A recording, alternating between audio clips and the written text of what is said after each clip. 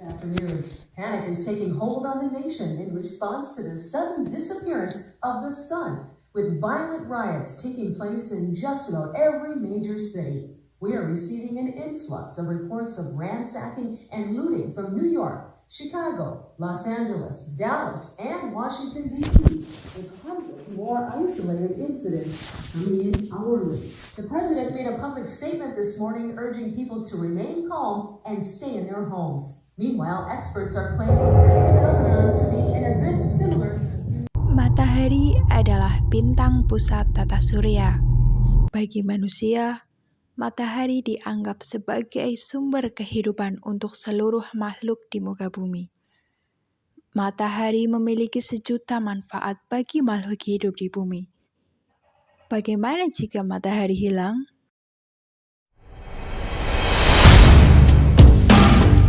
Bumi bukan satu-satunya planet di tata surya kita, dan tata surya kita bukan satu-satunya sistem bintang di galaksi Bima Sakti. Lalu, di manakah posisi matahari di galaksi Bima Sakti? Sebagai permulaan, perlu diketahui bahwa galaksi Bima Sakti amatlah besar. Diameter dari ujung ke ujung galaksi Bima Sakti mencapai 100.000 sampai 120.000 tahun cahaya. Sejauh ini, tata surya kita diketahui terletak sejauh 25.000 tahun cahaya dari pusat galaksi dan 25.000 tahun cahaya dari tepian galaksi. Intinya, matahari terletak di tengah antara pusat dan tepian galaksi Bima Sakti.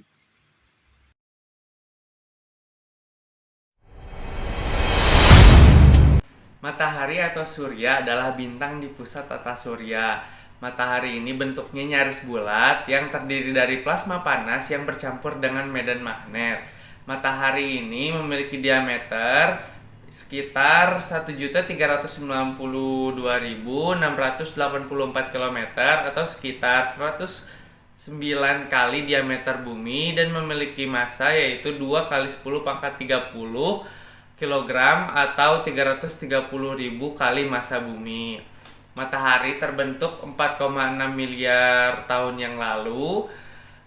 Pada awalnya galaksi Bima Sakti dipenuhi oleh awan-awan molekul. Awan-awan molekul ini didominasi oleh hidrogen dan helium dan beberapa unsur lain seperti karbon, nitrogen, dan silikat dengan jumlah yang sedikit. Lalu sebagian kecil dari awan molekul raksasa ini mengalami peluruhan gravitasi. Materi hasil peluruhan tersebut berkumpul di tengah dan menjadi sebuah inti. Inti tersebut berputar semakin cepat dan meningkatkan temperatur dari inti tersebut. Hingga pada akhirnya inti tersebut memiliki energi yang cukup untuk memulai reaksi pembakaran hidrogen menjadi helium. Dan terjadilah reaksi nuklir yang menciptakan energi yang sangat besar lalu terbentuklah matahari. Sementara sisa-sisa dari peluruhan gravitasi ini menepi dan menjadi cakram yang beredar kelak menjadi tata surya. Struktur matahari yang paling dalam adalah inti matahari. Inti matahari memiliki suhu yang sangat tinggi, lebih dari 15 juta derajat Kelvin, dan materialnya sangat rapat atau padat. Lapisan luar dari inti matahari adalah lapisan zona radiasi. Cahaya yang dihasilkan oleh fusi nuklir di inti bergerak keluar dari kulit inti matahari disebut zona radiasi. Lapisan ini tidak sepadat dengan inti, tapi masih padat sehingga cahaya dari inti-inti memantul keluar sekitar 100.000 tahun untuk bergerak melalui zona radiasi.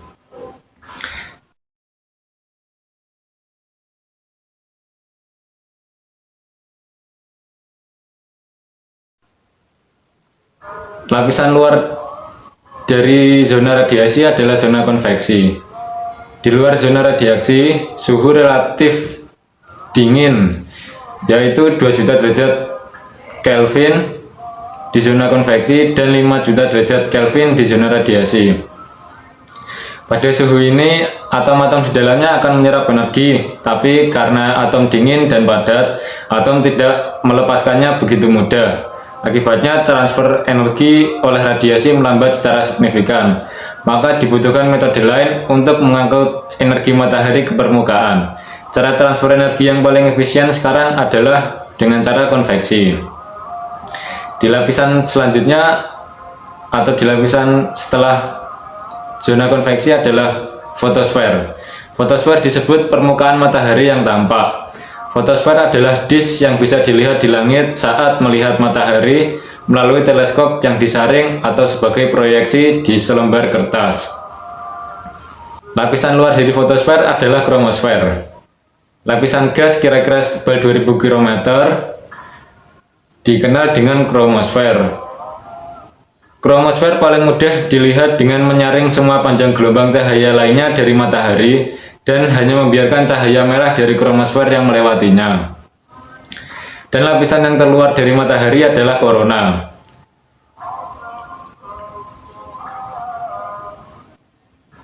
Pada 20.000 sampai 25.000 km dari permukaan matahari, korona memiliki suhu rata-rata 1 juta sampai dengan 10 juta derajat Celcius.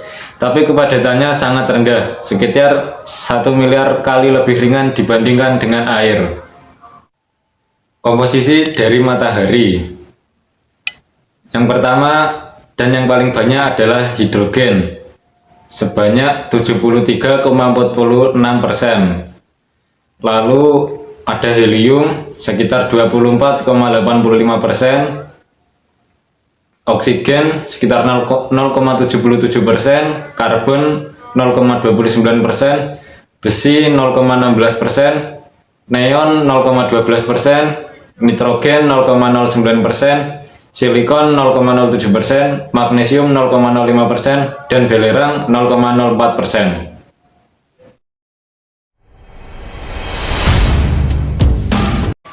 Peranan matahari bagi kehidupan makhluk hidup antara lain, yang pertama sebagai sumber energi utama makhluk hidup. Matahari disebut sebagai sumber energi utama makhluk hidup karena menghasilkan energi yang penting. Beberapa energi yang dihasilkan oleh matahari yakni sumber energi cahaya, sumber energi panas, dan yang lainnya. Yang kedua, memberikan cahaya pada bumi. Matahari menghasilkan suhu panas. Karena itu, ketika bumi mengelilingi matahari, bumi akan mendapatkan pancaran sinar sekaligus panas dari benda langit terbesar itu. Yang ketiga, membantu proses fotosintesis. Dalam proses ini, cahaya matahari memiliki peran yang penting untuk membuat tumbuhan bisa melakukan fotosintesis. Apabila tidak ada cahaya matahari, tumbuhan gagal mengalami fotosintesis. Yang keempat, bisa menjadi sumber listrik tenaga surya.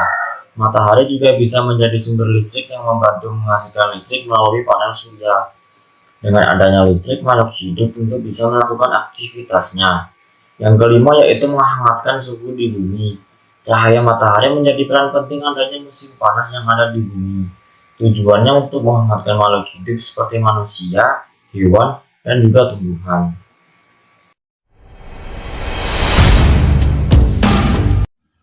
Bayangkan pada suatu pagi hari, Anda bangun tidur, sembari menatap jendela dan menikmati sinar matahari pagi.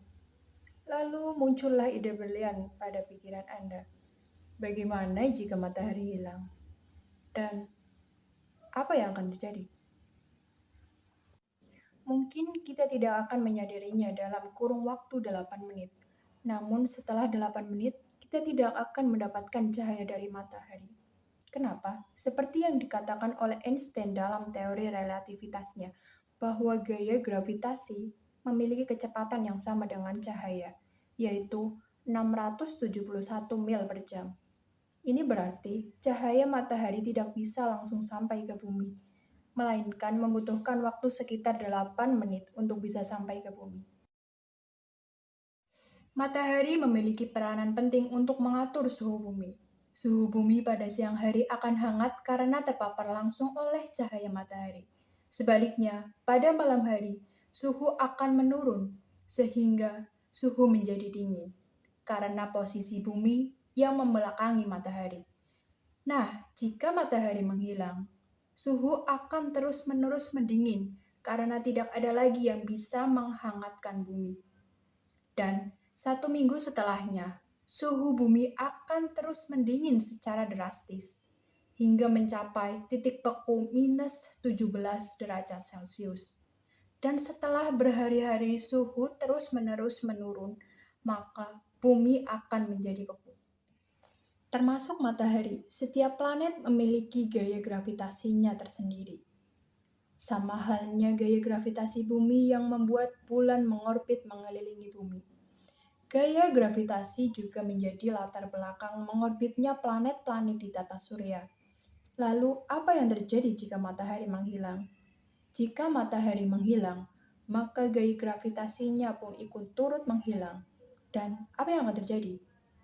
Ini akan menyebabkan planet-planet berterbangan. Dan hal yang paling buruk adalah bumi akan bertabrakan dengan planet lain. Seluruh elemen di bumi akan lenyap satu persatu. Dalam situasi yang mengerikan tersebut, dijamin tidak ada satu elemen kehidupan yang dapat bertahan hidup.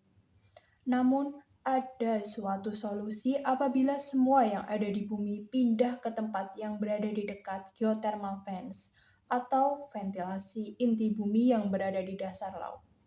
Pada tempat ini, semuanya akan bisa mendapatkan panas dari inti bumi. Hal tersebut dapat mengimbangi situasi bumi yang membeku. Namun, kita membutuhkan kapal selam yang mampu menuju Palung Mariana yang memiliki kedalaman 10.094 meter. Diketahui pada tempat itu dekat dengan inti bumi.